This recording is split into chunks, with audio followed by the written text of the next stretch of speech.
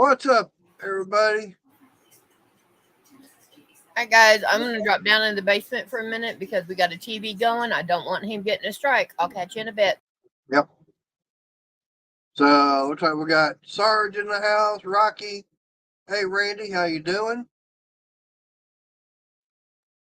Oh,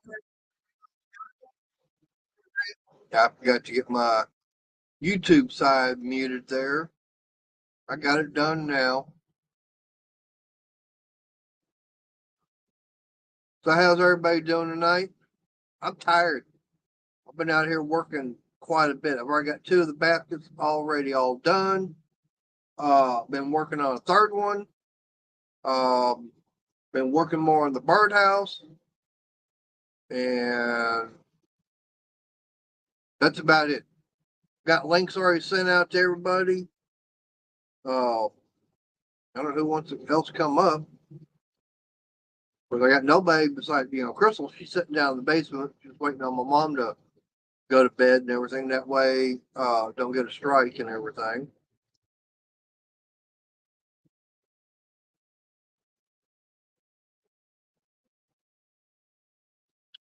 So where is everybody? Nobody writing anything in the chat, so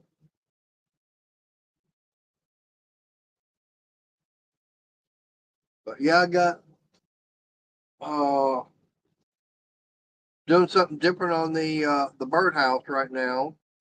I'm actually going to have it to where it's actually going to have the very back half of it's going to be removable. Where you got the 2 sides, I've already got the front all done, glued up, nailed, or not nailed, but I'm actually using staples this time. Hey, Cool Gamer, appreciate you being here. Yeah, I've got that. Hello, love. You feeling any better? Because I know you said earlier you were under the weather.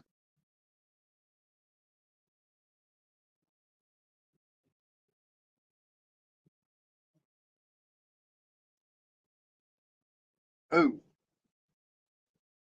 that's not good, Randy. But yeah, I've got what I'm gonna do.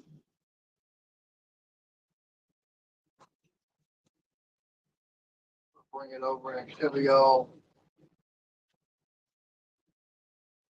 This is it right now. Okay, I've got some boards, some pieces right here clamped down, getting clamped down, clamped and glued. I'm not gonna nail them because I don't have short enough ones. Uh, but basically, that's gonna be the stops, and there's the back of it. It's just gonna go right in there. Uh, it's sitting flush, and I'll get the roof and everything put on there. Of course, it's going to be nailed, here on each side and the front. Have a little bit of overhang on both sides. Hey, Briggs. That, yeah, I should, but I ain't got enough wood for that. But I get that done. I got the hole. Still got a drill here in the front. Gotta get that all done. That will be dried up tomorrow. I got wood clamped up. Uh-oh. We got Cajun. What's up, mate? What's up? Like I said, doing some hey Kenneth, how you doing? Appreciate you being here. I didn't hear a word you said except for the last minute Oh. when you turned around to get your birdhouse and talk about your birdhouse. I heard that. Oh. But we just walked in the door. I was working on my I put my blower resistor pack back in behind the glove box. Yep. Had my glove box out, which is easy. Just open it, squeeze in the 2 sides, and it lays down. It slides sideways. Boom! Throw it in the back seat. That's it. Nice. Well, that's where the resistor pack's at for the blower motor. Yep. I put it back in.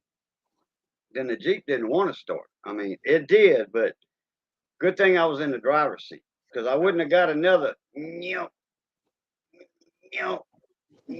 out of it. And believe it or not, it started with that.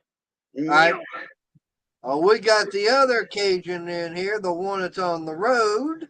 What's up, How you Raging? doing, Raging? Just getting my night started. So where you at tonight? Hey, Dancing. We're headed down to Orlando to pick up something going to Dallas. Oh, really? Yeah. Gonna come by way, huh? Yeah. As long as you ain't bringing a hurricane with you. Hey, No, I'm good Randy, with that Dancing, Kenneth, whoever I missed. Yep. Now you're not picking. Are you picking something up from Disney over there in Orlando? Hang on. Don't even know what you're getting yet. I am picking up something from Planet Hollywood. That's all I know. Ooh. That Wow. requires a lot of straps and a lot of load bars. So we'll see. Oh, a lot of tall stuff then. It could be something for a show for Dallas for next week. I don't know. Yeah. Well, it's going to be tall. If you need a load, load lockers, load bars going from side to side, left wall to right wall of the trailer, something tall, and then it needs to be strapped also. Usually, when they require that many straps and load bars, it's usually something for like a exhibit show or a concert or something like that. I mean, we get these every so often. We don't get them every month, but You got to strap and load lock that yourself, or somebody does that? no, their crews do that. That's what I thought. That's less work for you. Yeah. Hey, Renegade. Hey, Briggs want to know, says, looks like you're parked next to a Reaper. You can't tell now. And that was one that just passed. Nice stretched out Peterbilt too. Yeah, it's a reefer. Yeah, that was a nice truck. Randy, I don't think he's going to be transporting washing machines if he's going to be putting load bars and straps on them. No, Randy said, I wonder if he's ever transported washing machines. Yeah, I have. I've transported every kind of freight you can think of. All except for cattle. Well, live cattle anyway. Yeah, right. I can name a few things you probably haven't transported. What? Let's see. Humans for one. No, I haven't transported that. Unless you had a passenger. Well, technically, I am transporting a human because that's my wife. Yeah. Yeah, but she's in the rig. She's not in the trailer.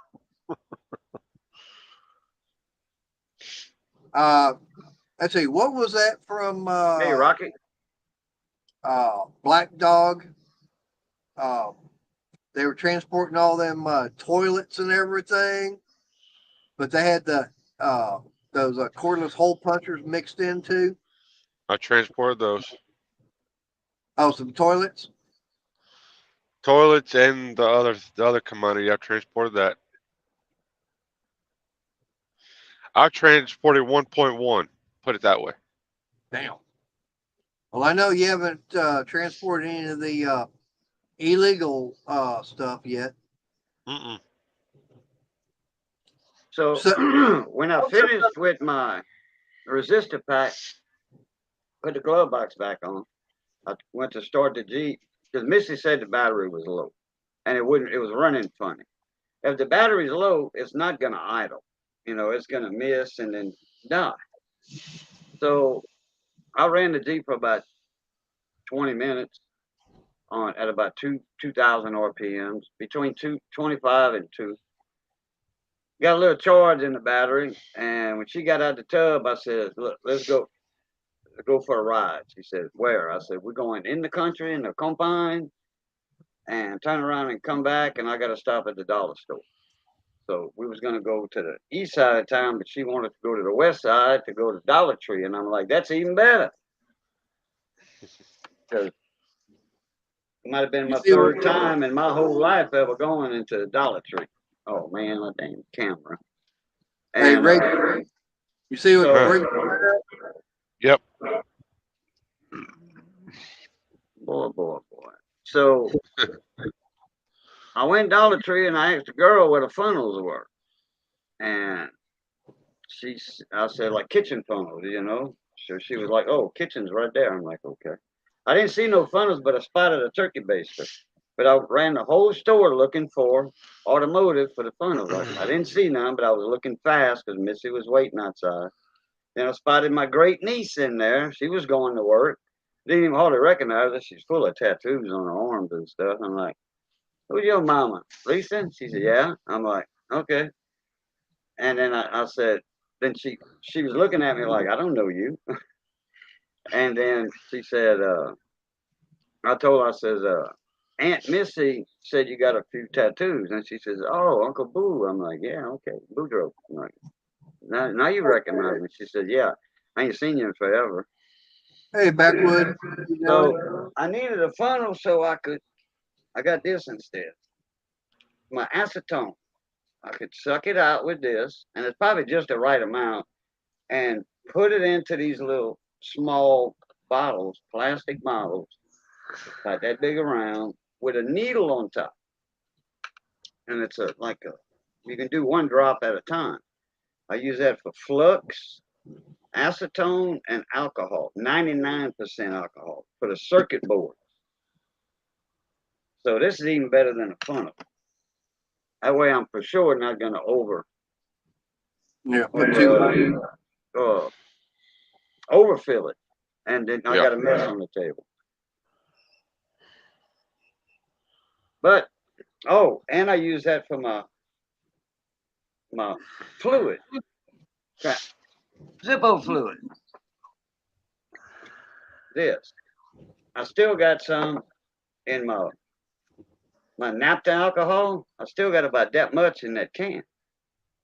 And that's about 2 years I bought that. I think 2 to 3 years. And I'm still using that big can of naphtha alcohol. And I fill up my lighters, once a week or once every 2 weeks. Mm-hmm. It lasts a long time. It's a lot cheaper than this. This is $8, maybe 10 now, because of the Hong Kong fooey.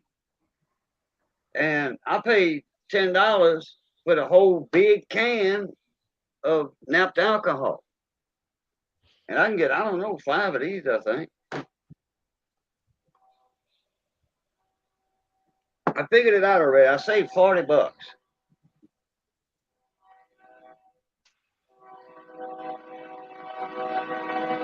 Oh lordy. I hate drivers that do this. What's that? Park right in the middle of the damn road. Yeah. Get out of his truck.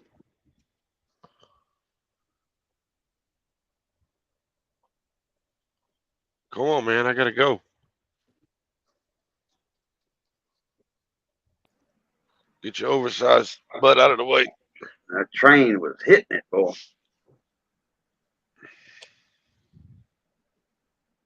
Then other drivers thinking truck stop is a damn international speedway.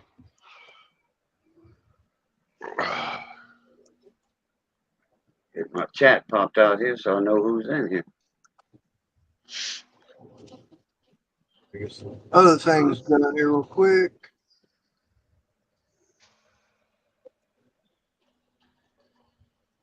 Holy moly, this truck stop is full.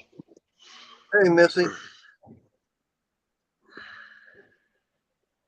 Well, if it's full, get the hell out of there then. I am. I'm leaving. He's trying to. He's on the road. Mater, you remember you told me last week or whatever that I think the flag, it cupped on you? Yeah, one of the boards did. You couldn't have ran that through your planer and straightened everything out, get it flat exactly on one side, take a little bitty bit off, then another little bitty bit, get that flat, then turn it over and take your high points off? I could, but I hadn't tried that yet. Yeah, that's what I would do, is put it where it's like this, your high point's in the middle or on one end, and then run it through your planer. Like I said, take a little bit off at a time. It might take you 4 or 5 passes. It'll be flat. Right. Then it'll be flat, and it'll take your high points off on the upside like this. You know, Hey, Daryl. like that. Ask me how I know about that. I had you some got wood cup on me, and I don't know why it cut. It cut like 3 days later. Huh. But you got to figure the humidity down here, and we did have some storms come through for a day and a half. Right. So that's probably why. That's funny, Sarge. Hey, Breezy. Hey, there's Miss Missy. I mean, I can try that. I mean, right now, Breezy. I may not be doing the flag. I mean, 2 of them, because I got to figure out with bills and everything. I mean, hey, Tim, how you doing? Appreciate you being here. Whether or not there's going to be the extra money to go buy the paint and stuff. Oh, I thought you had paint already. No, Okay. I still got to get it. Hey, Tommy. Hey, Backwoods. Let me see who I can get in here. Tim, Backwoods, Tommy, Renegade, Breezy, Missy, Briggs, Mater. Well, Crystal. No, that takes propane. Randy. That's it, I think. Or that diesel.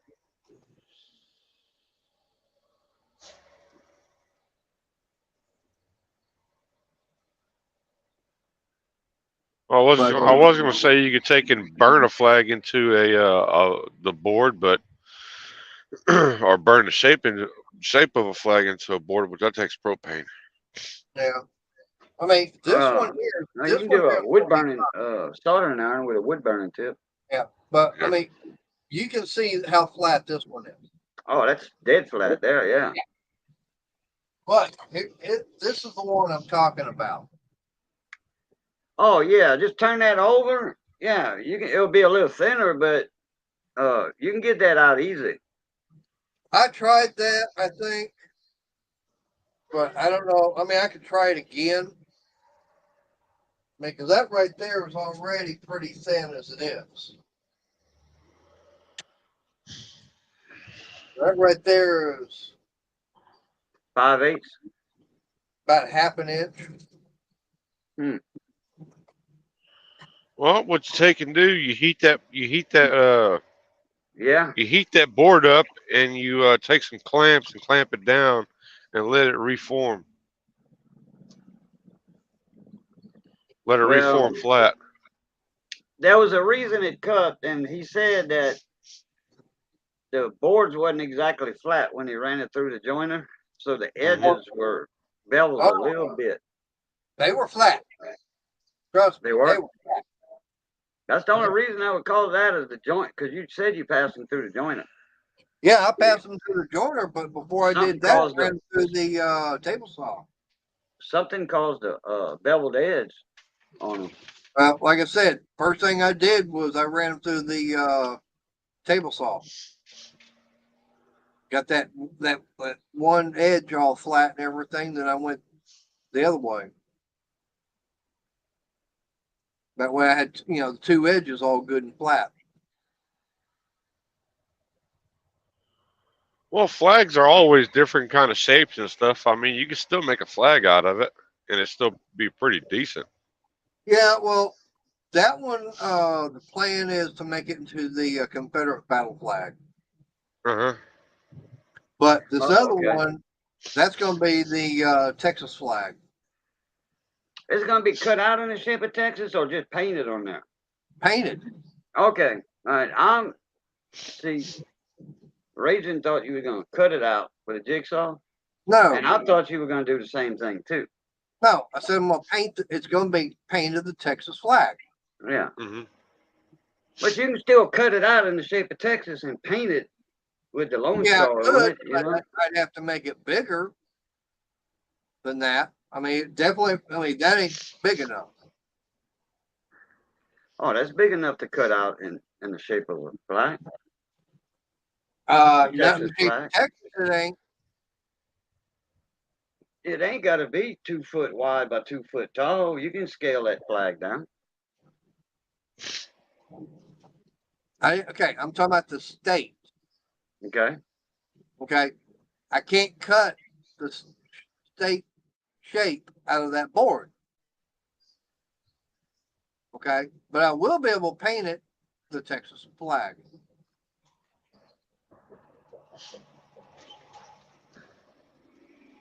Briggs, the stars and bars is the Confederate battle flag, which everybody wants to confuse as Confederate flag, which it's not. It never has, never will be.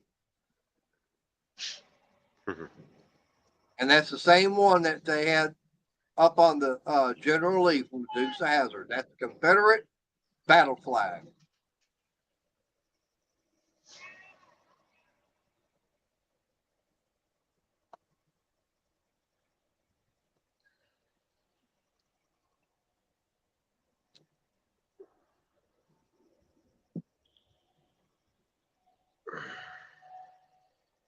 Hey, Daryl. Because there was only 3 flags ever used for the Confederacy.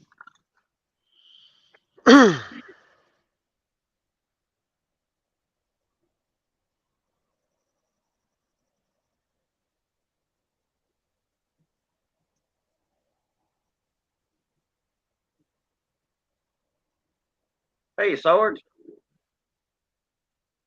Yeah.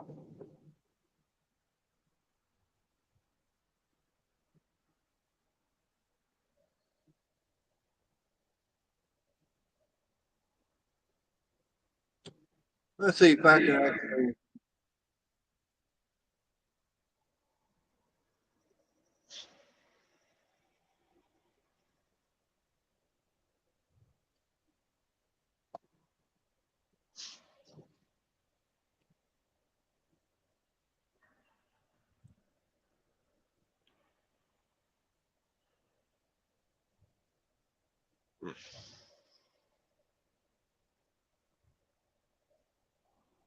Trying to find it right now. Here we go.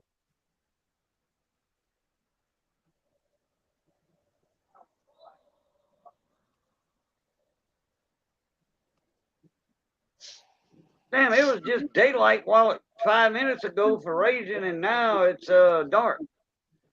Yep. Yeah, but When he there pulled you out of go. that truck stop, I saw the country. You know, it was daylight. Now it's dark. Unless I seen a bunch of lights everywhere. That's what I was looking at. I don't know. Well, I was sitting in a parking lot too. But there you go. There is the first flag of the Confederacy.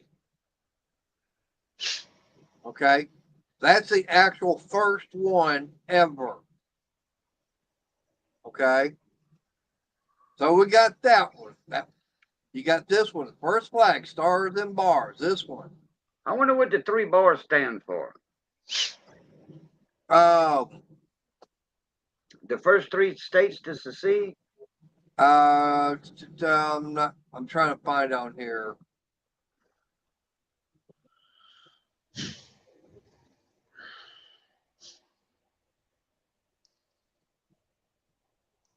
But you got that one.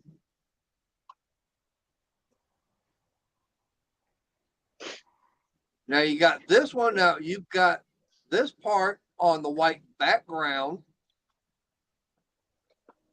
So you've got that in the upper left-hand corner, and the rest of it's all white. Then you got that. Wait, hold that. Whoa, go back. Go back. The stainless banner. Stainless banner. Okay. Yep. But like I said, nearly all based on the battle flag. Not the Confederate flag, but the battle flag. Uh-huh. Okay. That's where a lot of people get it confused as far as saying that's the Confederate flag. No, it's a Confederate battle flag.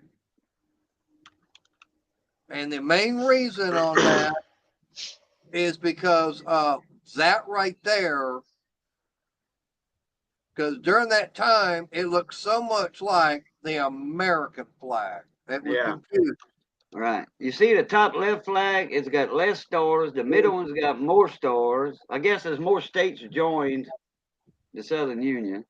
The third one to the top's got even more. The bottom's got even more. Yeah. Because that it depended upon, like you said, one's got 7, one's got 9, one's got 11, and you got 13. Yeah. So that represents every single state that succeeded. Right. And I got trouble here. I'm still wondering what the 3 bars stand for. It should say it in there somewhere. Do what now? I'm still wondering, thinking why there are three stripes. 3 bars, 3 stripes. I got no idea. I wasn't around back then. It should say it in that article. Well, it probably does. I'm gonna look it up later. You ain't gotta do all that. But like I said, that is this right there's the first battle flag, and this one was used May 28th, 1861 to May 1st, 1863.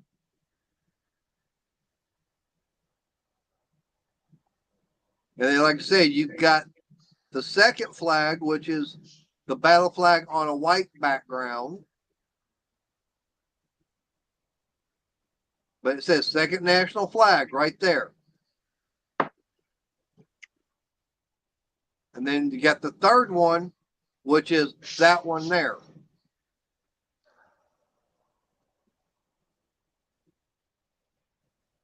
But those are your Confederate flags. So you want to, where did I find it up here? It's just what I'm talking about, where vehicles have no idea on how to pull a damn trailer, and they have no business pulling a freaking trailer. I got a small truck pulling a boat. He's all over the daggum road. Oh boy. The load's too heavy for that truck, or that load's real unbalanced. Well, it's probably just too heavy for that F-150. Yeah, but see, now that is your battle flags. Now there's one for, another one right there. Naval flag. Yep. Let me get away from this guy. So here you go, second Confederate Navy. There's your Navy flags.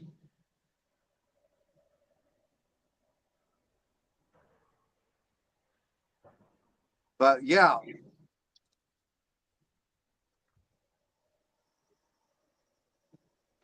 Then you got the Jolly Rogers flag with the skull and crossbones. Yeah, but that's pirate. That's a lot earlier. Pirate flag was a lot earlier. Yeah, but you got a Jolly Rogers flag with a snake that says "Don't tread on me." That's not a Jolly Roger. That was it's by the same form as a Jolly Roger. No, it's a different one, and that was actually during the Revolutionary War. So we're talking 1700s, and that was not that one there was never used on ships. It was always on land. Mm-hmm. Matter of fact, that flag was even flown during the Battle of the Alamo when Texas was getting its independence.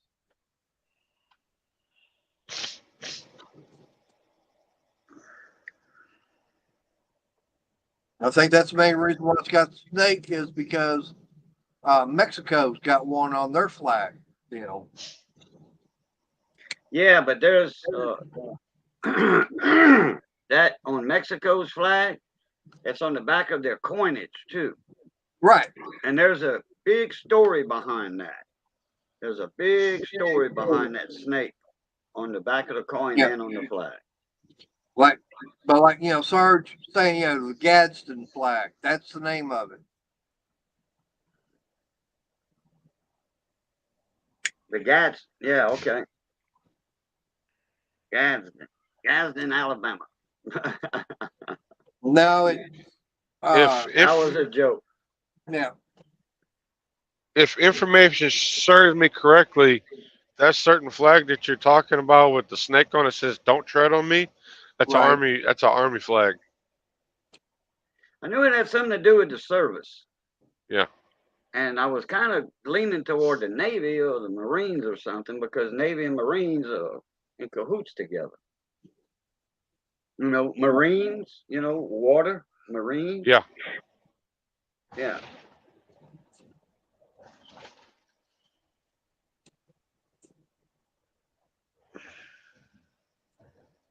Trying to find it on here. There it is. We get it where I can share it. The Mexican flag goes back to,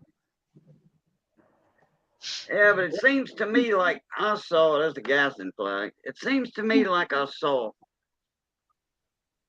you know, the bars across on Uh-huh. one of those flags, and the snake was underneath the two bars, underneath the triangle at the bottom, and it said, "Don't tread on me." Maybe that was a flag somebody just made up or something. No idea. But it seems Yeah. to me I remember a cross with that too, with the snake under the two bars, under the triangle on the bottom. That would, well, it's not going to be the Gadsden flag because there it is No. right there. Right. It's, you know, talking about, you know, it was from what, December 20th, 1775. And he was from South Carolina. Uh-huh.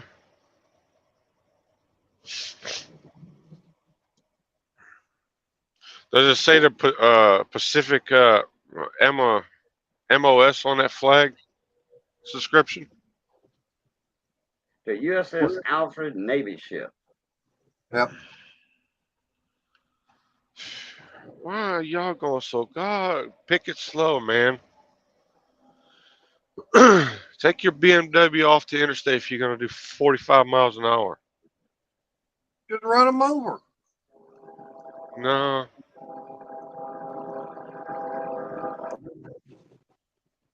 I'll put my But, brights in his face. He'll move. yeah. Well, I'll turn the brights on, the light bar on, and everything else. He'll move. You want to brake check me? I'll put you into the damn. Boy.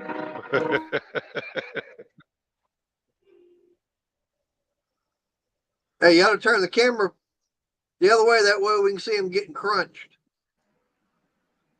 The actual reason for the brake check that he did was, hey, you got your high beams on me.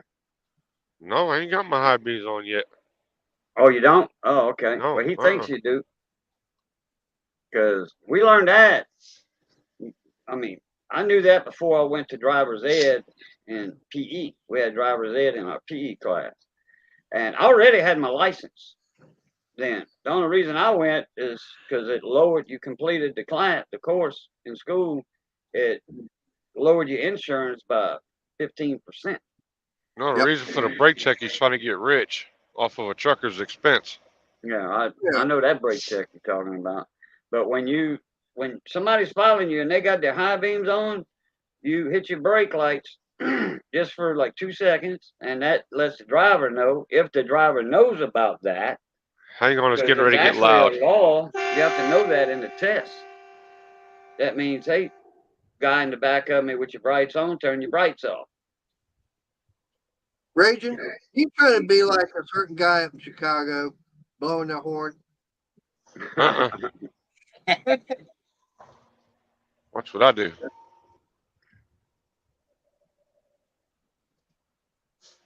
You went around him, huh? Went around and got in front of him. You got to break check him then. Yeah, they might be an undercover cop too. Yep. No, just scared to drive on the interstate.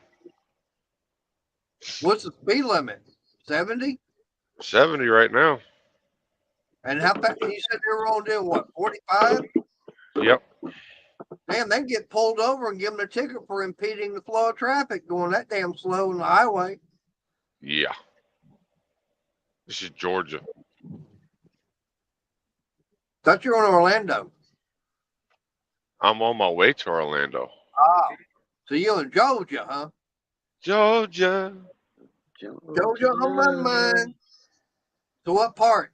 Sweet Georgia's on my mind. Just south of Atlanta. Isn't it up there Uh, we're close to Jungle Bob?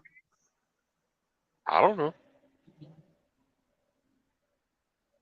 I'm on Okay. I-75 southbound. Well, I don't say you ain't that damn far from him. No.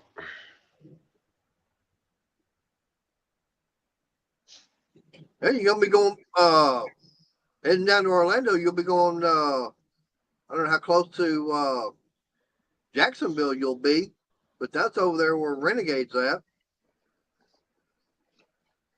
I would have to jump on I-10 and go over to I-95 for Jacksonville. Ah.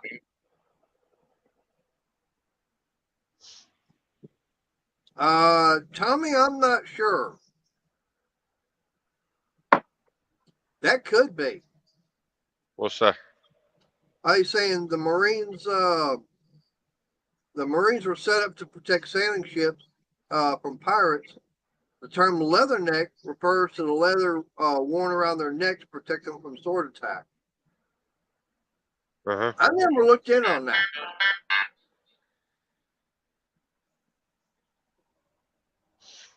I know that on every single U.S. Navy ship, you will find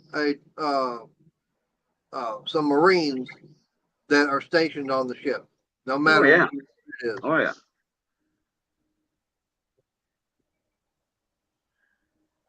You may even find some Army pilots on a Navy ship. Yeah. I guarantee you one a thing. lot of your Marines are pilots for the jets. Yep. Uh-huh. And the Navy is just holding the planes, the jet airplane, the jets. Well, they've also got the Marines on board. They're basically, they're on there to protect everybody because they're the ones that, like if you saw the movie Final Countdown, when they brought that Japanese pilot on board, it was the Marines that were coming in there with the M16. Uh-huh. It wasn't Navy. You got Navy pilots and Marine pilots for the jets. I know. You have both. I know, but I'm not talking about Marine pilots. I'm talking about regular Marines. No, I know that. Yeah. But that's And what I I'm said saying. that earlier about 15, 20 minutes ago when we were I talking know. about the Navy flag. I said, and somebody, I don't know if Marines were brought up, and I also said that the Marines are on the Navy ships, battleships, what have you. Oh yeah. Like when I said Marines, water. Oh yeah. But they're on all the on all naval, U.S. naval ships.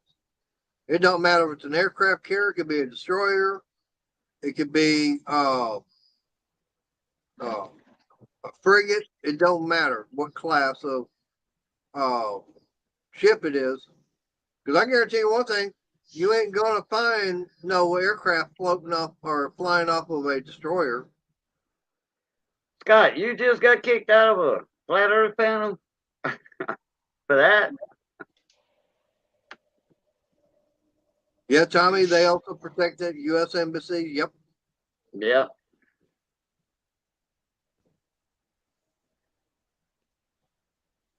I got a friend of mine. He's a flat earther. He's in the coin community. His name's Mr. Popzilla.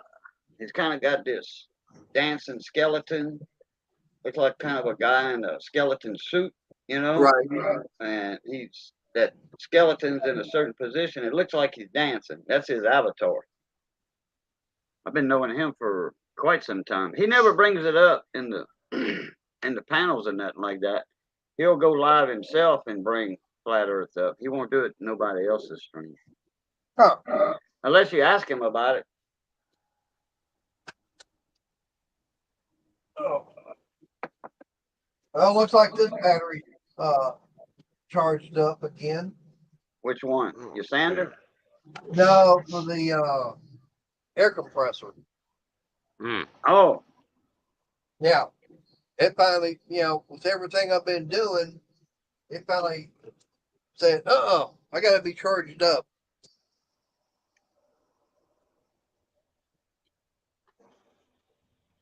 But it was about the time it's like, okay, I gotta get ready to start doing the stream anyways.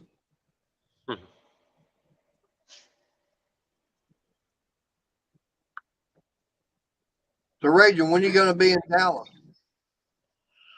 Sometime tomorrow or Friday morning, I think. Yeah, because I That's when the know. load is. That's when the loads due is Friday morning. Yeah, Crystal's gonna be heading to Oklahoma for her uncle's funeral Friday morning. oh Mm. yeah. Let's see if I can get this whole thing in here. Oh, not quite. There's my son's crawfish boat. Nice. Look on the front. Uh-oh. See that wheel? Yeah.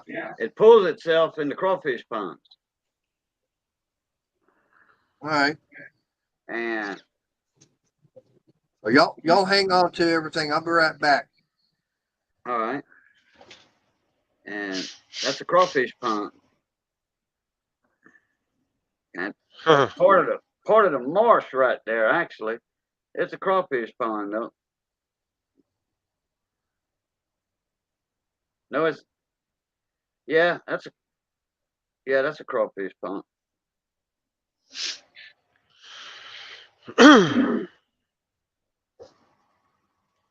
Got the crawfish cages. That's how we used to build them back then. And then they started building them with the wheels in the back. You can go over a levee a lot better with the wheel in the back. Uh-huh. Hey, Dad, here's my new number. Everything is well. Cool deal. Oh, crap.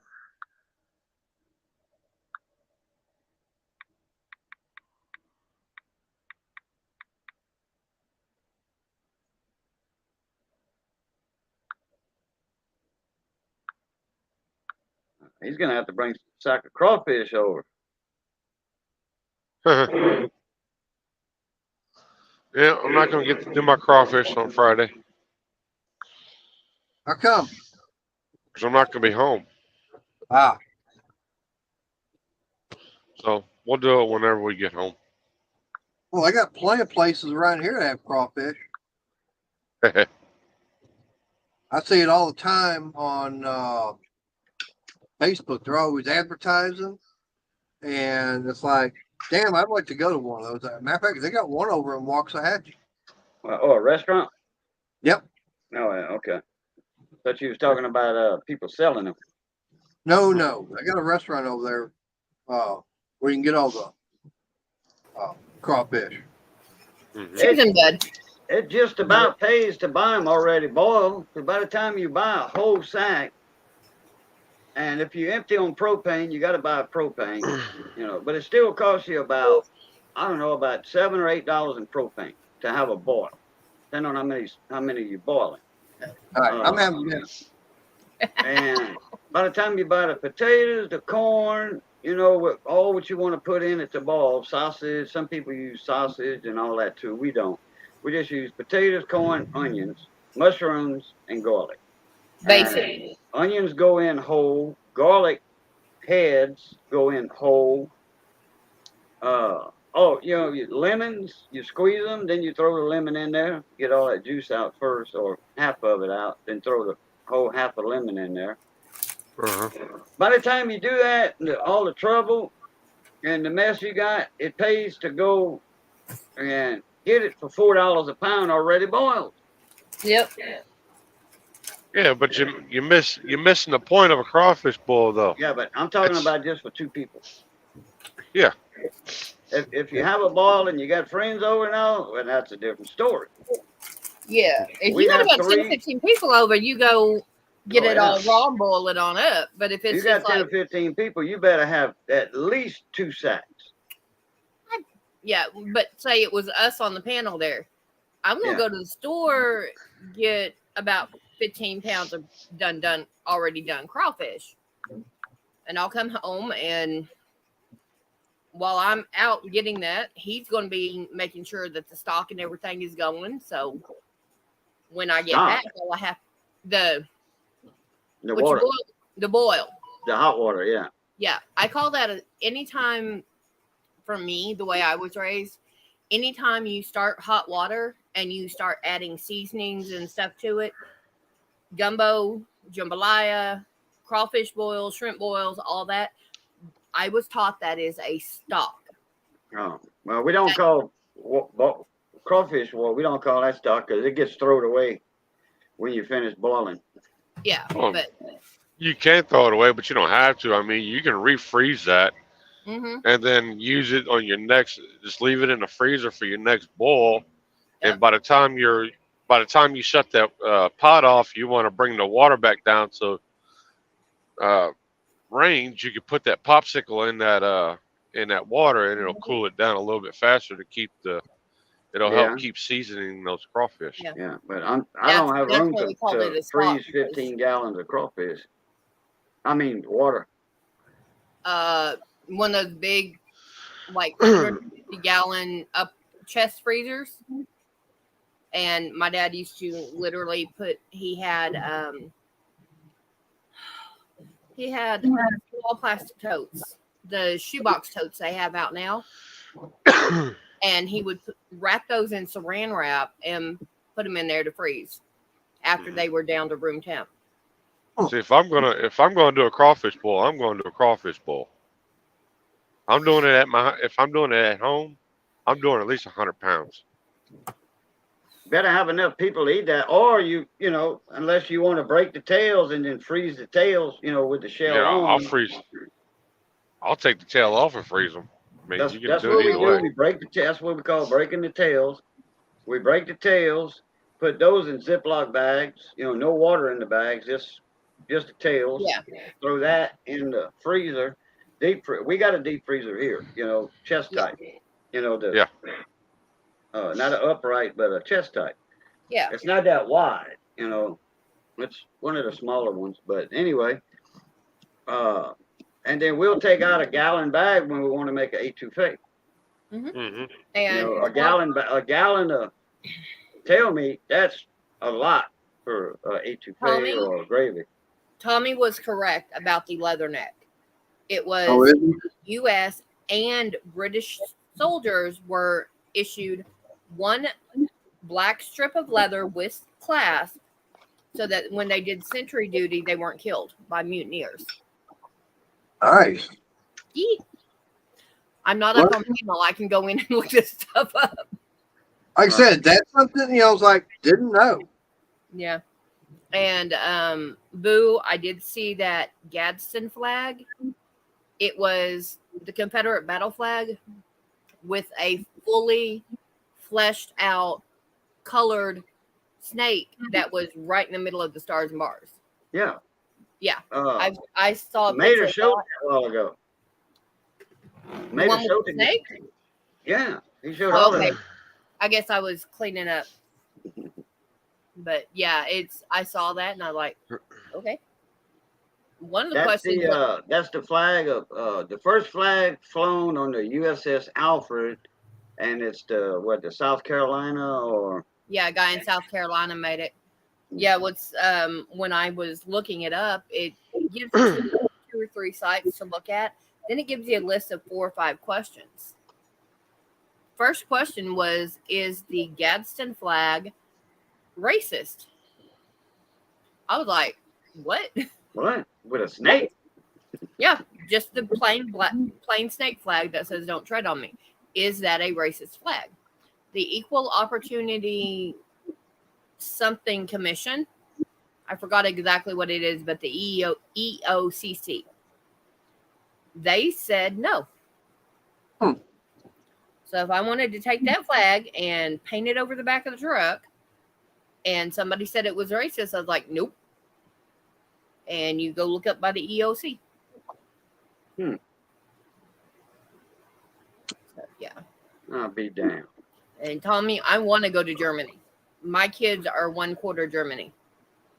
Well, they ought to ban Coca-Cola then, because that was invented and then produced by a guy that owned slaves. Well, there goes your cotton. There goes a cotton T-shirt. Yep. And I'm sorry, I like mine. Yeah, Joe, a lot of things are said to be racist, and I'm one of those that my daughter is very into making sure that people have their rights. Ooh. There you go. I knew I'd find it. My daughter wants to make sure that everybody is treated equal. It doesn't matter what color you are. And she and I have had discussions on racism, on gender identities, and stuff like that. And it's like, okay, you as a almost 21-year-old girl need to understand my views. Well, if a black mower mechanic wants to come up in here, we'll be more than happy to let them. They need to contact Mater through his email address. Don't care.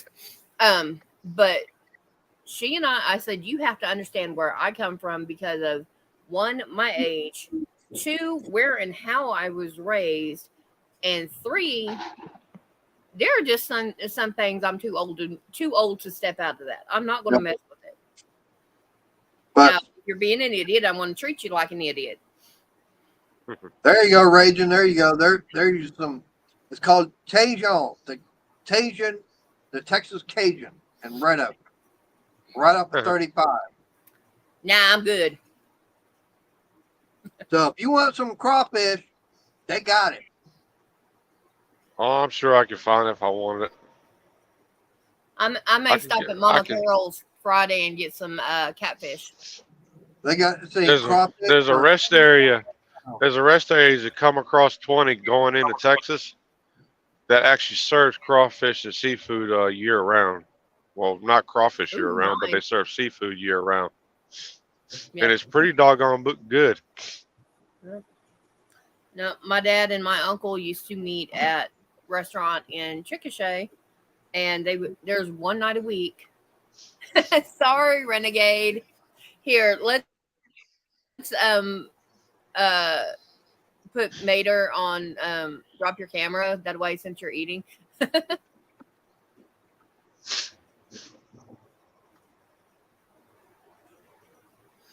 But and one night a week they I just saw that on Facebook.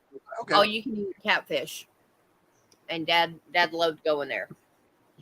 So him and my uncle Steve, the one that passed away that I'm going down there for, used to meet there. But no, when I'm finally able to do my crawfish boil, everybody will be able to see how I do my crawfish boil. Because I will be recording it. Oh, I heard something about seafood just now. Yeah. My dad actually only did one crawfish boil, and that was shrimp. And I'd already moved to Oklahoma City, so I didn't get any of it. Mean man. Well, I'm gonna be nice, and I'm not gonna show Renegade me eating. Of course, I was 21, so yeah.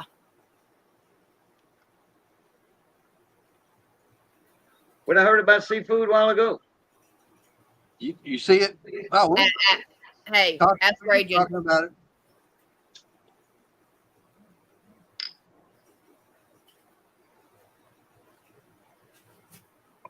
I hate the stupid Samsara thing. What you were talking about earlier, Raging? I Seafood? said it. I said everybody will be able to see when I do how I do my crawfish when I do my crawfish boil because I will be recording it. No, I heard you say something about seafood being available. Oh yeah, yeah. There's a truck stop. Well, not a truck stop. There's a rest area as you're coming out of Louisiana into Texas.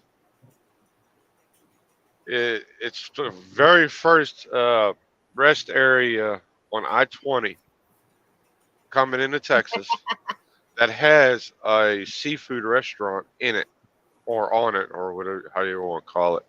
Oh, okay. And it's pretty doggone good. I've stopped there and ate before.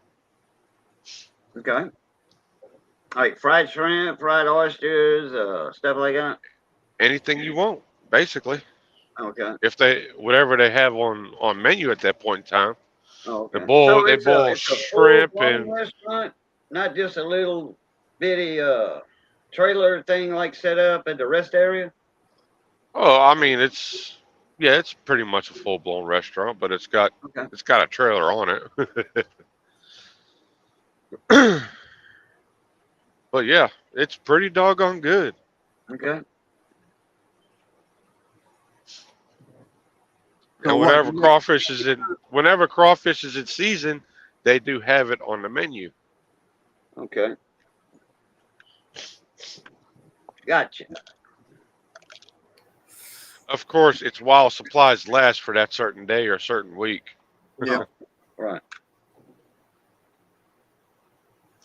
Well, sorry. Hey, I already got a tater. I've got a tater tot.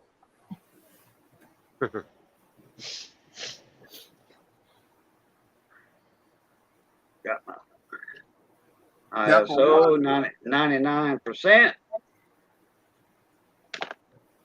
Because for a while there, she was known as Mater's Tater. She didn't like it though. It was given to me without my permission. And I refused to answer it. It took them 6 months to not call me that.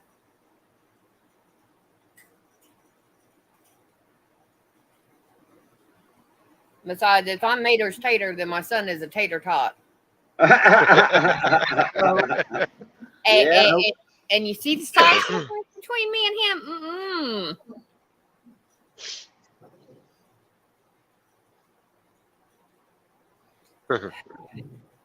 Well, he Tater definitely knows tot. tater tot. I'm tater salad. My son is tater tot. Ron White come out with that. Oh, Lord. They call me tater salad. I'm trying to decide if I want to do shell stitches around the edge of this blanket or just leave it flat. It's up to you. Huh? Ow. So that's up to you. You're the one making it. I know.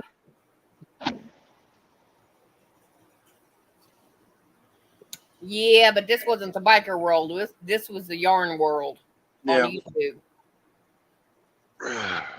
Oh, you want to show them the two baskets I got done so far? Please. That would involve moving, Meanie. You're welcome.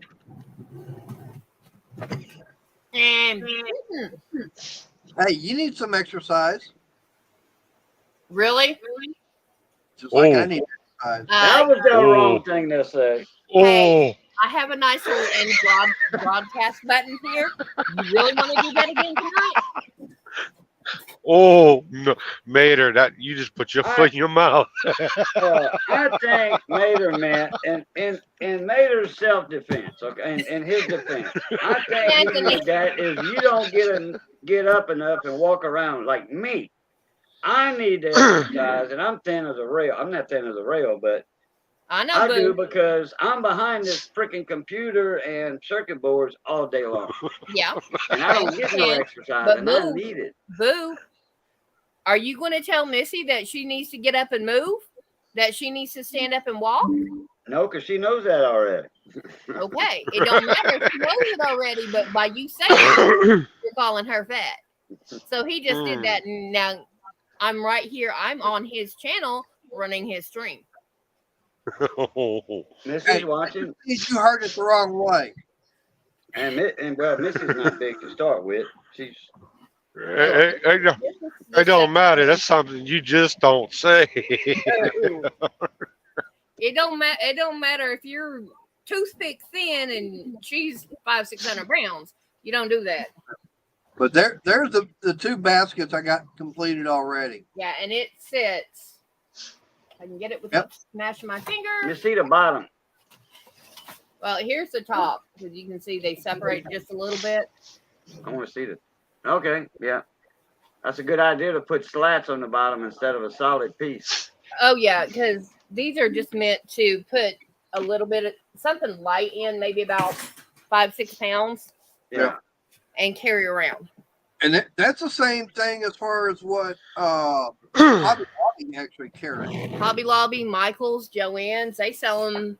When I bought mine, it was $10. Hobby Lobby last time I looked was $13. We looked at Home Depot because they sell them. The biggest crate that he made, they sell that size for $15 for one. And y'all guys have to think that those stores, it's mass produced. So Yep. it takes them an hour to do what Mater does. And Couple of days. yeah, it takes him about 4 or 5 hours start to finish where he's actually working good. But Yep. because he's got to glue it and let it set up and stuff, it does take longer.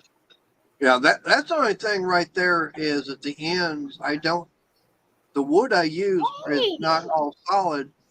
So I have to take, like 4 different boards and of course get them all edged and everything, then put the glue and everything on there and get them in the clamps, let them sit overnight. And then everything else, getting the slats and everything ready. So, like I said, it's just that's what takes me because one, I'm not on a mass production scale. They got those things running through there, and of course, on the one that Crystal's got, it actually says "Made in China." Yeah. And hey, Anthony. Hey, They, Anthony. they're on a damn. Hey, Anthony. They got a machine that they just put the wood and everything through, and it's just getting it all made. Some of there at the very end, they're taking it and they're just boom, boom, boom, boom on a probably got some kind of a rig or whatever to set everything on and just clamp down and start nailing. Yeah. I think the turkey baster wasn't the best idea. It was a good idea, but not the best idea. Look how the acetone made it frosty looking. Oh yeah. Now, Acetone made it was clear like glass. Yep. And when I sucked up some acetone, it kind of glazed it a little bit. I found out the hard way in junior high because I was taking off fake nails. I went to put it in a styrofoam container. No, gas does the same thing. Well, I put about 2 tablespoons of nail polish, acetone nail polish, in the bottom of a styrofoam cup. Yeah. So my bedroom had a melted styrofoam ring on the floor until the day they pulled up that carpet. Dang. Whoops. Yeah, it'll melt it. That's for sure. Yeah. Hey, Cajun, when you were talking about how you put the acetone and everything in that turkey baster and everything, that reminded me of that Kohler Courage. Good idea, bad design. Yeah. Now, it reminded you of what? That Kohler Courage engine. Oh, Kohler Courage. Okay. Yeah. Okay. It was a good idea, but Bad design. didn't work. Yeah. If you have a glass eyedropper, that'll work. Yeah. But Oh yeah, Um, but no, it would take me forever to fill up. Well, these bottles are not that big. You know, now these oh yeah. plastic bottles are impervious to uh, acetone. You know, Yep. and I got a needle on there, and that's what I do. I use these acetone. Got that little needle. That way I don't put a whole lot on the circuit board, and I use a toothbrush to clean up the flux. Yep. But I actually use this just for three things: acetone, isopropyl alcohol, 99%, and flux, or a liquid flux. Yep. I'm gonna start. I can get the paste in a syringe cheap now. It used to be where it cost $20 for one 10 cc tube, syringe, and it comes with a little needle like that, and you put a little bit, that we squeeze out a little bit or whatever you want. But now the price dropped. They just like the cereal. The government stepped in and made the cereal prices go down because hell, 25 years ago or 30 years ago, the government stepped in and said, "Look, y'all charging $6 for a box that don't cost y'all but 25 cents to make, and y'all going up steady all the time. Y'all need to lower y'all prices." And the government made them do that, and the Yep. price of cereal was cut in half. Well, the same thing with this flux. It's cheap to make. It's halogen free, and that's what costs the most of the halogen, the chemical, but mineral chemical. Uh, the they did away. They got halogen free. Now I can get it for $5 the same 10 cc syringe. I have a question. How much does it cost for a cup? You get at fast food, you get at convenience store, whatever. How much does it cost for the cup, lid, straw, and the syrup and carbonated water for that cup? Any size, because the price is based about I think it's around a dime to 15 cents for a big cup of Coke. That's the Coke, the syrup, the carbonated water, and the cup, lid, and straw. I think it used to be like 10 cents. I think it's like 15 now. My cousin opened a restaurant and figured all that crap out. Back in 2000, my assistant district manager and I figured out it was 5 cents. The cup, the lid, the straw was 2 cents. The syrup was 2, and the gas to make carbonated water was 1 for any size cup. We were charging 79 cents a cup. Damn. Okay, so we're going to take 80 cents for a cup of Coke, though, right? 80 cents for 20-ounce cup of Coke. Yeah, Okay. but in a cup and cup, lid, straw, all that. yeah, okay, and Coke, okay. Now we're going to fast forward. We're just going to double the price of the cost. Okay. $1.60. No, the cost, not the Oh, charge. This pissed me off Saturday. I went to concession because we had a craft fair going and we had the concession running for that. I stopped at Jack in the Box. I asked for a large Coke. Well, one, she rang me up for a medium. $2.69 plus tax for a. That's 3 fingers, $3. Yep. Yeah, but see, you don't count the tax in because the business actually doesn't see that. It's immediately paid out. Right, but the consumer's still paying that though. Yeah. So $2.69, where it cost them, since it's got the signature and it was plastic, we'll go 12 cents to make a 22, is about a 22-ounce cup.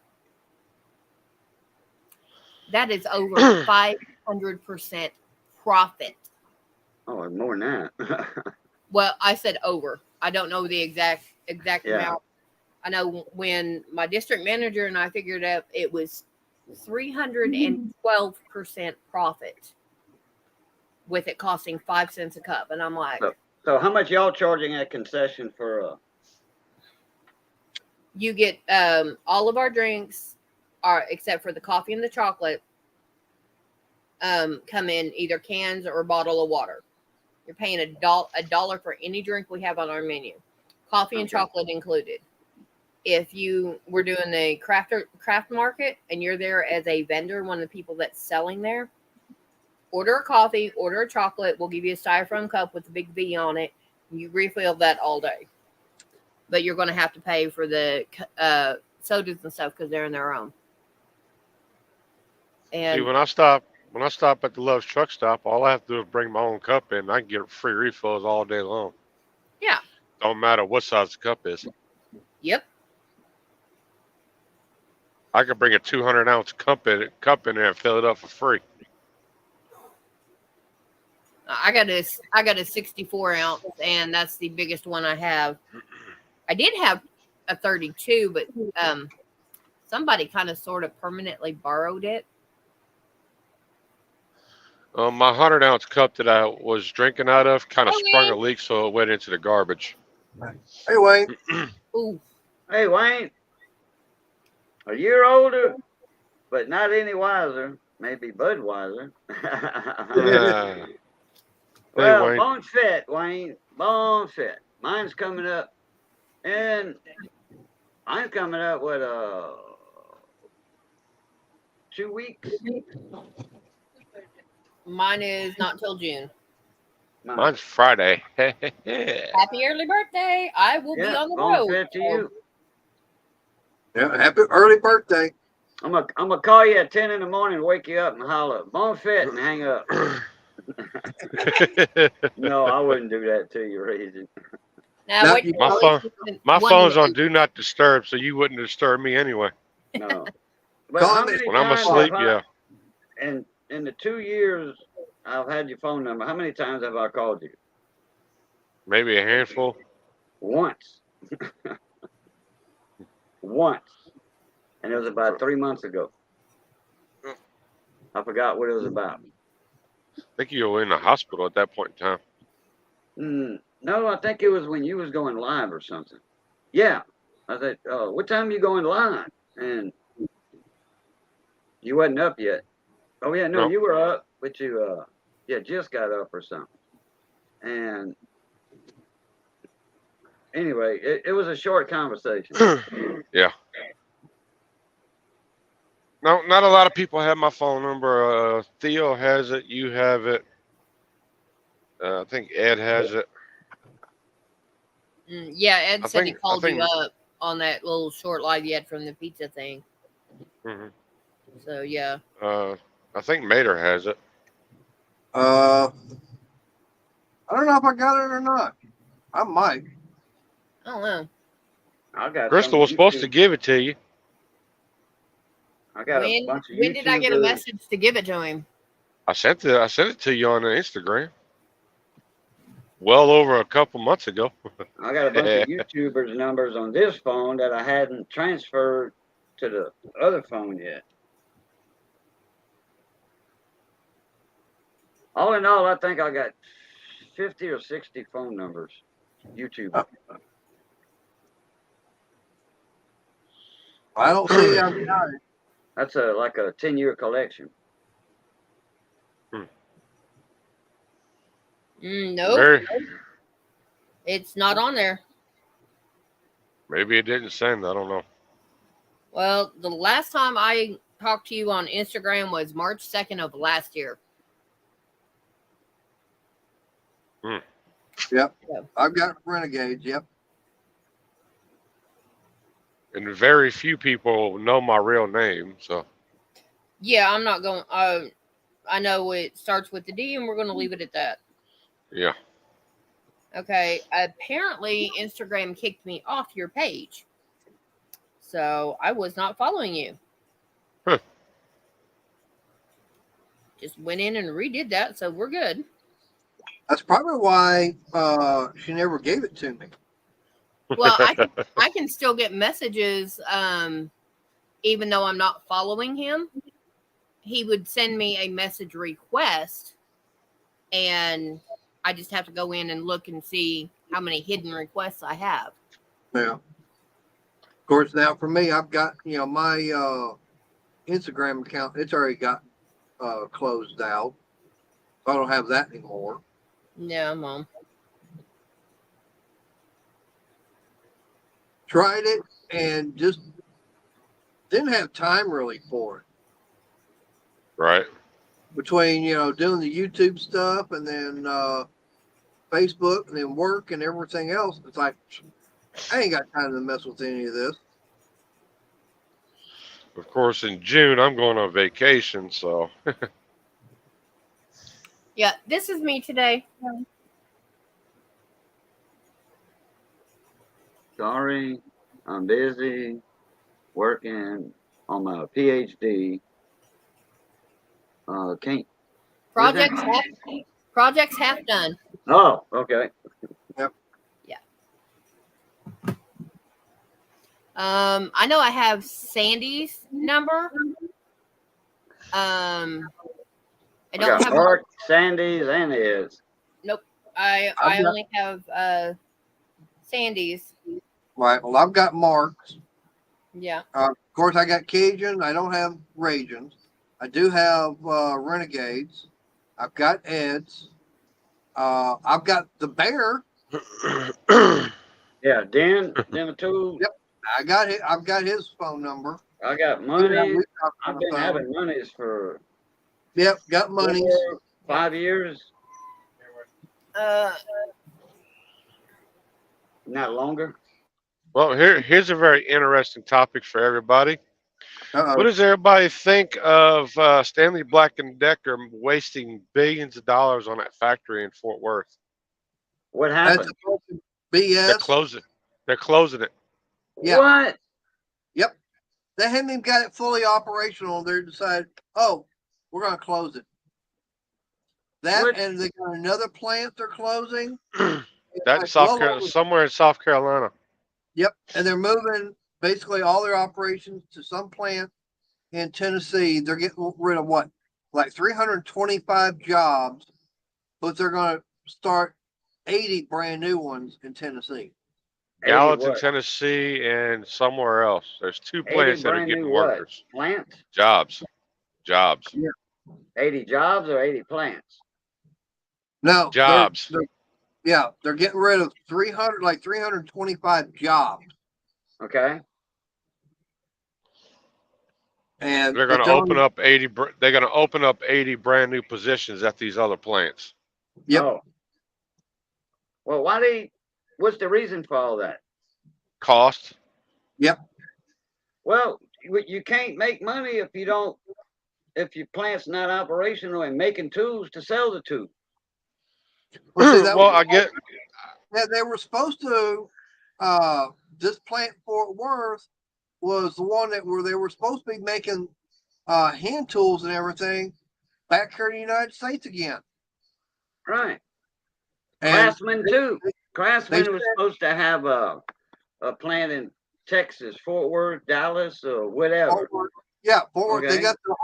They got the building, everything. They spent billions on it. They got millions of dollars in tax cuts and everything on it. And they had already started doing some things there. They go, oh, by the way, we're closing. Craftsman too? Mhm. The Craftsman, yeah. Yeah, the Wow. brand new plant that was not even fully operational is shut down. They said between 3 and 4. Yeah. We just talked about Stanley doing that. So Craftsman also did that? No, Stanley. No, Craftsman not is Stanley. Craftsman and Stanley are the same guys. But Yeah. they didn't. They shut down almost 400 jobs to move them to two other plants. Yep. They shut that one down in Fort Worth that was not fully operational. They shut down over 400 jobs.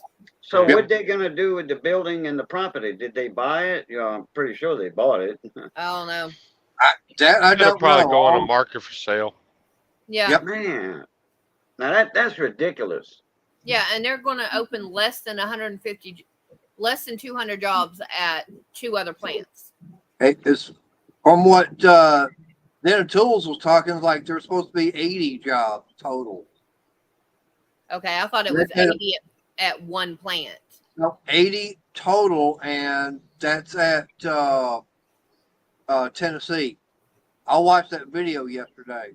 No, it's gonna be two different places. One in Tennessee and there's one somewhere else. Okay. Well, I was going by what Stanley Black and Decker had put out there, Hmm. and it's I like, nope, nope, nope.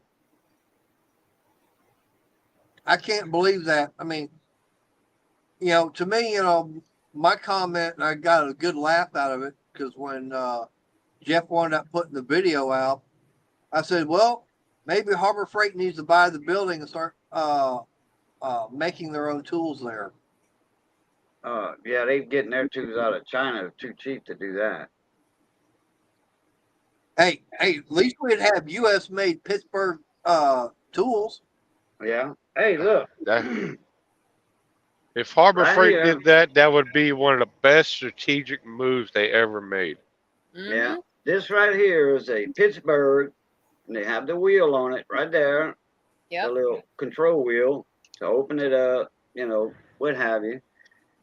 There was a buddy of mine called Big Clive. He is on the Isle of Man in the UK, and between England and Ireland. He's an engineer plus electronics technician, and he tore one of them apart. It was a eBay for $4 and like £4, but it wasn't even that because everything was plastic. Even the jaws were plastic. Uh-huh. These are steel, and a magnet sticks to it. So it's some kind of carbon steel. He tore one of these apart behind here. Same exact thing as this, except these other ones are plastic. Let's see how far this one goes. His went to 163 millimeters, I think. Uh-oh. Loosen that thing up. This one goes up. No, his went up to 600. Oh, that's inches right there. Crap. Okay, 153 millimeters, 0.25. That's what his went to. You got one too? Now, Yeah. Johnny gave me one, not this one. He gave me one just like it for a birthday present, and it wouldn't zero out. I mean, Hey. it was always off. Always off. Hey, You could zero it and use it one time, close it, and it was off. Always off. So that number, I exchanged it. Right, that number you got on the back of it, was that a 67731? Excuse me, 63. 7311 or something. It's 63731.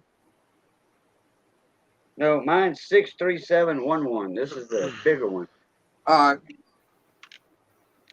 Well, They hell, have two mine, different models. this is a 6-inch. Yeah, 6-inch. And this goes to 153 millimeters. What yours goes to? Mine shows it goes up to like 150. Okay. There's a little difference there. Right, but I mean, the 6-inch is further past than 150, so it might do 153. Okay. Well, Big Clive, he took this off. Yep. This is just and there's a circuit board behind here. Big logic board, and there's a little one in here to match. He took it apart and he put it back together, and it was still accurate. Yep. Still accurate. And he didn't put the scale on, the ruler on. He didn't put that back on. As he said, man, this amazes me. And it's one of the only things. He doesn't give a thumbs up to a lot of stuff on eBay and Chinese stuff, Chong stuff, because it's dangerous. But Yep. he was impressed with it because he himself took it apart and put it all back together. And and in here they have pads, like the little pads inside for on and off and zero. There's 2 extra pads on the bottom, and there's an extra pad on top. For that, he cut out some holes, and exactly that size, the little square holes, and put like the one for off on in there and tried it, but it didn't change anything. But on the top of yours, Mater, look, right on top of your battery compartment, look, Yep. right here, can you take this piece out like that? This little piece? Yeah. Can you slide it out? Look in there. You see like 3 or 4 little, looks like a mini USB B port. Yeah, kind of.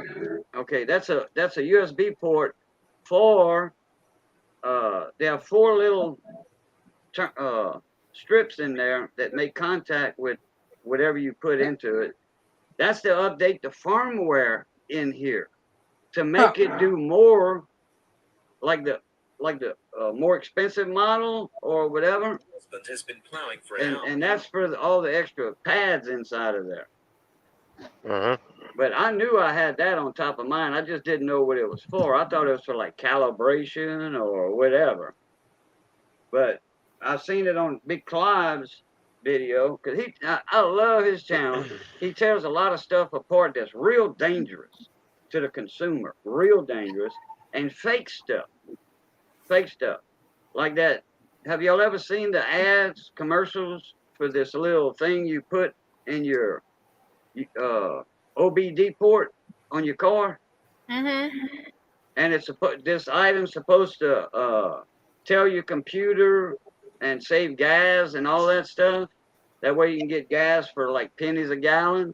That's what the commercial's about. And that item, you plug it into your OBD port in your vehicle, and it remembers what you do, so it can tell the computer to how to save on gas. There's nothing in it. There's nothing in it at all, but 3 LEDs. That's it, and a little circuit board and a capacitor. That's it. That's all that's in there. Is 3 LEDs. There's nothing else in there. There's no microprocessor in there or nothing. I'll drop the link in here so y'all can see that. It's funnier than hell, and it costs like $30. Yeah. Well, all for me now for mine, I got lucky. They had it on their open box table, and the only thing wrong with it was the plastic case had a The case had a chip out of it. Yeah, I remember you telling me that. Yeah. Yep. And they discounted it, I think, like $10 off, something like that. I'm going 15%. So whatever it was new is 15% off. right. So the only thing I got to do is got to get a battery for it now. Opened a brand new can of yarn for 20 foot of yarn. That was it.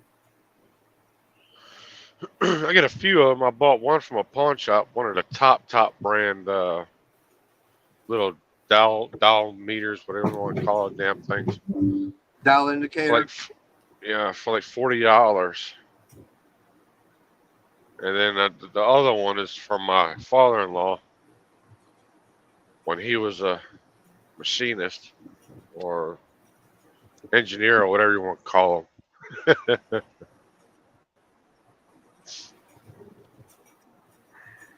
Can't tell you the name brands on them because my brain's like, don't want to call it. I don't have access to them because I'm like 500 miles away from them.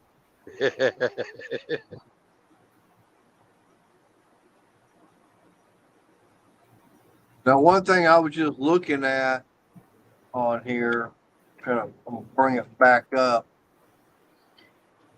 is price of staples and everything. I've been, put this, like the birdhouse and all this other together. I'm trying to find it on here. And now for Home Depot, when I first started getting, this is what I wound up buying. It's a box of DeWalt. I'm running DeWalt staples and a rigid stapler. But that box right there is like almost $19. I'm going, dang. But now I go over to Harbor Freight, buy basically the same thing still 18 gauge, and for $14. Yeah, And, my finish nailer came from Harbor Freight. and the thing about it, it's the same quantity, still 2,500 pieces. Hmm. I mean, you look at that compared to the Harbor Freight, and they look identical. Matter of fact, got some right here. I'm gonna show. Now, one's a different length than the other. Hang on, let me. Someone's horny tonight. Got the horn going. All right. Now, besides the length, can you tell which one is DeWalt and which one is Harbor Freight? Yeah, the one in your left hand is Harbor Freight. The one in your right hand is DeWalt. How can you tell? The color. It's the color, and I know what the staples look like. Well, I mean, they're both 18 gauge. I mean, they're One's just a bigger size than the other one. That's all I can tell. like I said, they're both 18 gauge. I'm talking about the length. Oh yeah, I mean, but that's what I'm saying. Besides the length, what can you really tell the difference between them? I can't. I mean, would you that Raging, you're right. The shorter ones were the Harbor Freight. Harbor Freight. But I mean, would you be willing to spend $4 for something that's basically the same thing? No. That's why when I found out, Well, Freight started here, carrying, I'm like, yeah, I'll buy them from there. well, let's play devil's advocate, okay? Okay. Depending on the project, what you're doing with those staples, say it was maybe a more higher end type of thing that you were doing, you would probably want the better brand staples. But then again, does it really matter as long as both staples do the same thing and hold the same way? Yep. Both of them have glue on them to help. When that staple goes in wood, it's going in so fast that staple actually gets super hot for a second. Then it cools down. But it's enough time to melt that glue, and that glue's helping it stick. That's one good thing about nail gun nails. It has a glue like Senko nails and pass load nails. They have a glue on them that like Bostitch nails. They held together with pieces of plastic. I call a Bostitch framing nail a BB gun because it throws them little plastic pellets out the side, and that's why they have a guard on the end of it, a big plastic kind of soft silicone guard on the end of it to keep those little BBs from coming out and blinding you. Oh, and what's that other Dual Fast? That was my first framing nail I ever bought, and I was back in 88, I want to say, 1988. I bought a Dual Fast nailer, a framing nailer, and it has the same nails as the Bostitch, because Bostitch imitated Dual Fast. The nails are the same angle, as they said in the clip. They said at 120-degree angle or whatever, and they use plastic to hold that rack of nails together. Senko and pass load are the same exact nail, and they use 12 nails, okay, instead of 10-penny nails. They use 12-penny nails, which 12s are longer, a quarter inch longer than a 10-penny. They use 12-penny, and that's code, building code. You have to use 12-penny nails. But some people are picky about where they get their nails and stuff like that from. Yeah. Now, when it comes to staples like that, for my little finish nailer or finish stapler, I'll get them from Harbor Freight. But for like building stuff, like heavy duty, like a shelf or something like that, I won't buy Harbor Freight nails. Why? I want galvanized. Yeah. I mean, if Well, you're you're gonna gonna pay a do lot a more for something, yeah. galvanized too. Uh huh. Yeah. Galvanized is a totally different animal that we're talking about.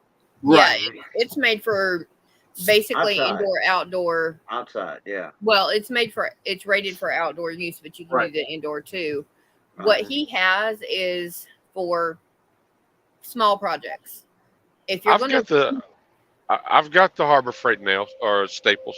yeah, but Yep. you would not use those on something that's going to sit outside 24/7, 365, are you? No. Okay. No.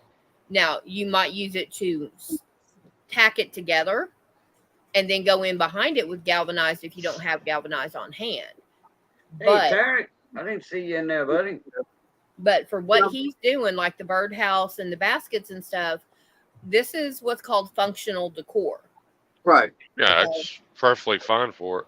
Yeah. But then you also got to remember, I'm not just using staples. I'm using wood glue also. Mm-hmm. Uh-huh. Mhm. That's So- why it sits for 4 hours. Right. So when I'm getting it all assembled, like right now, I got the birdhouse. You can see it sitting back there. Okay. I've got the pieces on the inside. They're getting glued down. Now, I don't have sure enough, staples for all that, or even nails. So that's just going to be for glue, holding it all in there. hmm But I mean, all that is a little stock block for when you put the back and everything on. Because now this is a new design, size, and everything. Because someone mentioned, well, how do you clean it out? I go, I never thought about that. Mhm. So this one here is getting designed to where, yeah, it can be cleaned out. Yeah. I mean, Mater, you're a woodworker, so you would know this. But any woodworker would tell you that the whole purpose for that staple is to help keep it in place for that glue to dry. Because any Right. real woodworker, they're using glue on their their seams or to hold it, Yeah. Oh, put yeah. it together.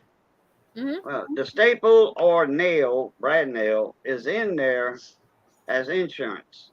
In case Mhm. the glue fails, Yeah. you have a fastener. Because a mechanical fastener. if somebody wants to take that, once it's finished, if somebody wants to take that, put a hanger and wire on it, put it out in the yard, and leave it out there, then they can take the back off, empty it out, and continue to leave it out there and it be refilled. After 2 or 3 years, the glue is going to become brittle. So, Maybe. It well, depends on your glue. even Gorilla Wood glue, it may take a longer time, but most people are going to say within 2 to 3 years, Yeah. because of the weather, it's going to become brittle. But you see, when whoever gets the birdhouse, when they paint it, their choice of color, Mm-hmm. that paint is going to be a protector Yep. of where that staple hole is at. They might Mhm. even put caulking in it, or enough paint to fill up that little tiny staple hole. And they'll paint it, and that's going to protect everything. Once he gives it to, I'm actually going to give it to her. If she's there tomorrow night, I'll give it to her. Once it gets to the auction, once it leaves the auction, whatever happens. Now if he wants to, he can make a homemade wood putty, which Yeah. is sawdust and glue. Yeah. Uh-huh. Put that right over, and it looks exactly like the wood that the birdhouse has. Right. I've done that.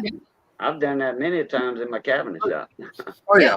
And instead of going out and buying, $15 little tub and it may not match the wood, you can do that. They have a product called Rockhard. It comes in a can with a guy doing that with his muscles. Comes in a can. It's a powder. You mix it with water. I've used that so many times on remodel jobs, rotten stuff. Mhm. rotten outside door stuff that was like 100 years old, and Yeah. it was painted. So you clean out all the rotten part. You mix this rock hard, just enough where you need it, because it will start setting up. And you put that. You can drill it. You can cut it with a saw. What have you? That stuff is good stuff. It's a little on the pricey side, but it's very good stuff. Whenever I put my shelves back together, I'm gonna have to do something like that because I gotta fill in the nail holes and stuff like that so I can make new Just Yeah. buy nail them little holes. things of wood putty. Hmm. It comes in a little container like this, like Carmex, but bigger, about twice the size. You can get wood putty for a couple bucks.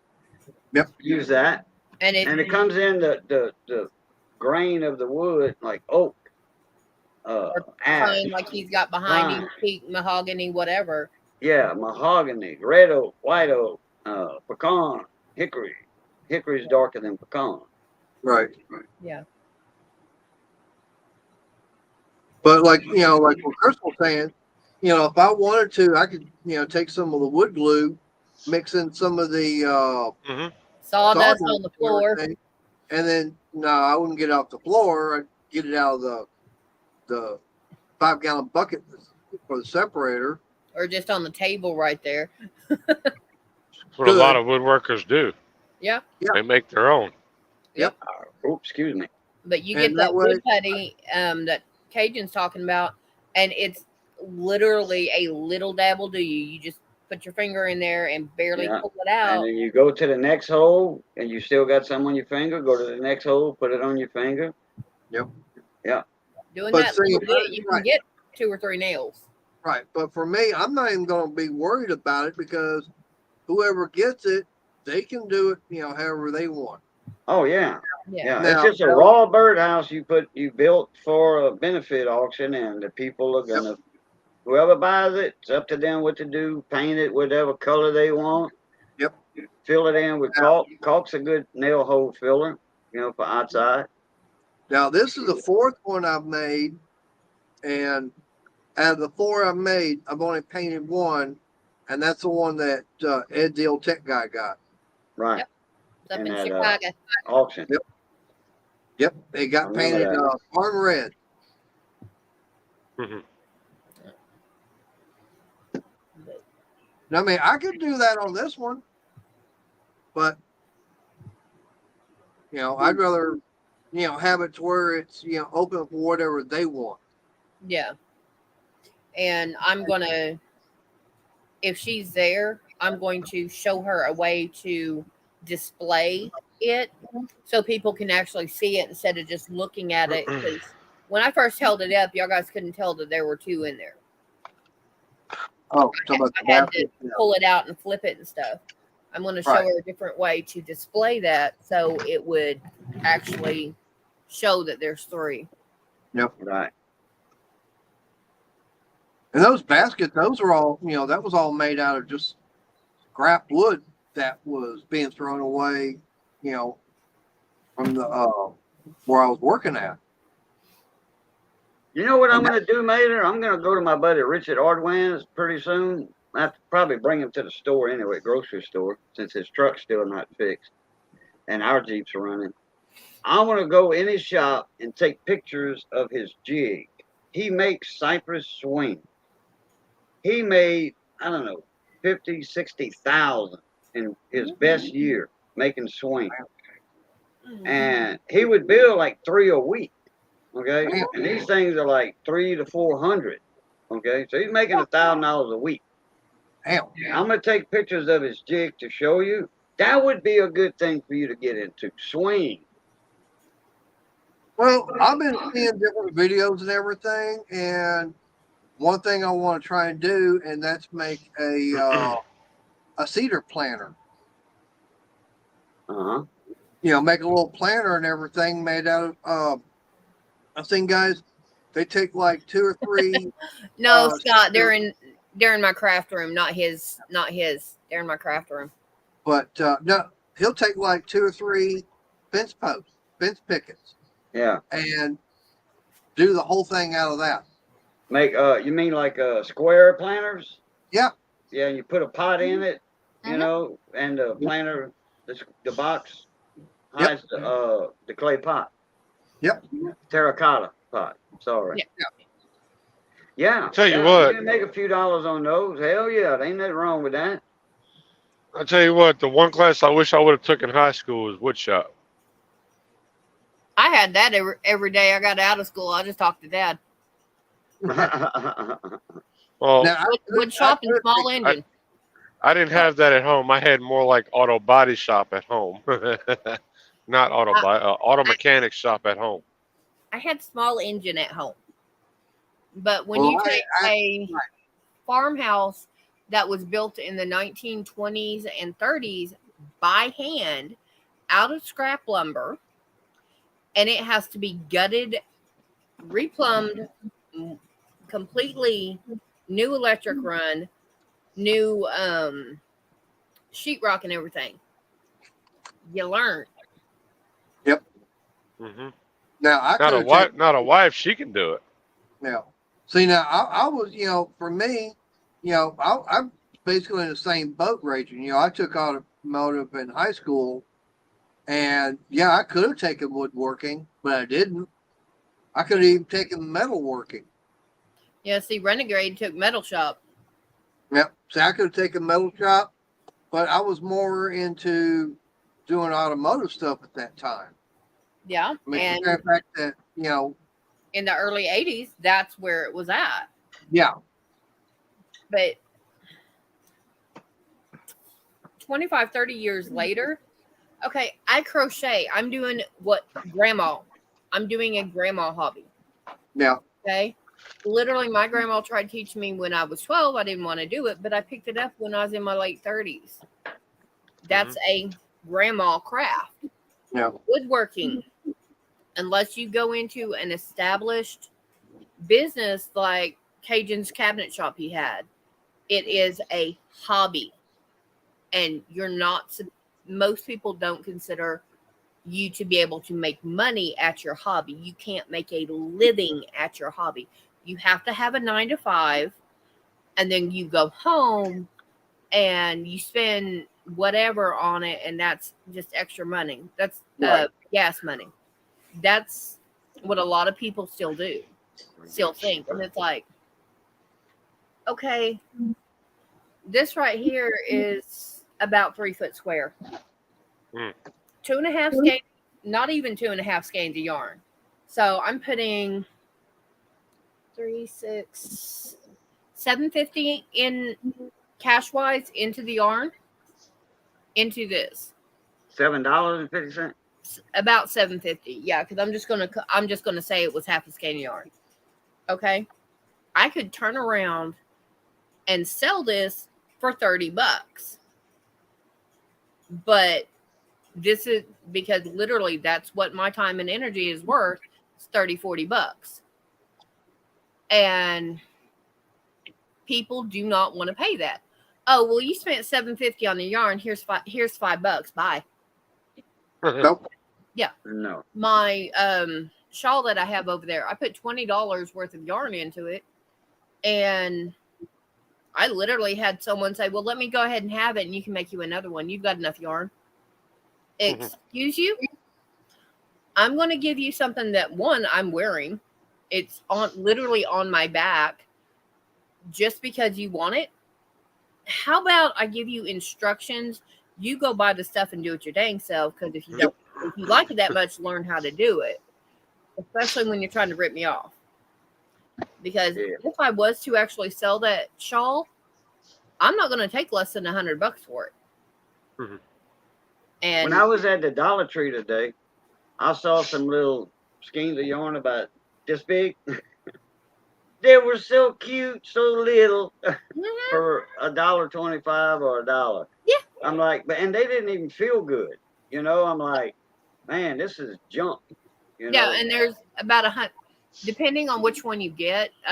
There's some that say just worsted, active, chenille, whatever. If it's the just worsted, that's Premier Brand yarns. That's if it's acrylic, it's 110 yards max for $1.25, that's not a bad deal. The cotton is 100, about the same. Now, if you get their crafter square, you're getting 130 yards for $1.25. That's not bad, but that is thin stuff. And I'm like, what would I do with that little ball? It would be a finish yarn. Like you could probably make one hat out of it. Mm-mm. No, on your knitting machine. Nope. Nope. This is brand new, 5 ounces, is 200 and something yards. Okay, one hat. I can get one hat out of one of these at 125 rounds. I have enough left to do half a hat out of. I can get 2 full hats out of 3 skeins. So you get about 3/4 of a hat from that little thing I was talking about from Dollar Tree. I'll be lucky to get half a hat. Oh, okay. Yeah. I'll just go to Walmart, buy that big ball of baby yarn, spend, I think it's like $10 now, and get 5 hats out of it. Or there's a website I go to. I got over 1,000 yards in this. This will get me 5 hats.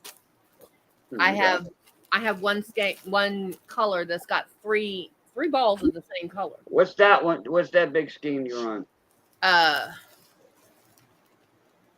If you go to the website, Lion Brand, you're running $13 a pop. 13? Okay. 13. You cannot get this at Walmart because they don't carry Lion Brand yarns or very many Lion Brand. You get 3 hats out of that, you said, right? Oh, 4. Okay. I have one color I have 3 So skeins. you're looking at $3.25 per hat. Yeah. And I know people that sell them on Etsy for $10 plus $5 shipping. At that craft fair we had last week, I had given some to my craft group, and they said, "Do you mind if?" I said, "No, because that's more money in the pot." They sold 2 of them for $10. Okay, that's $20, no big deal. But I have enough yarn in, I think it's this color, to make 13 hats, because the yardage left out of one is just about a third of a hat. If I do it right, I can get 14 out of it.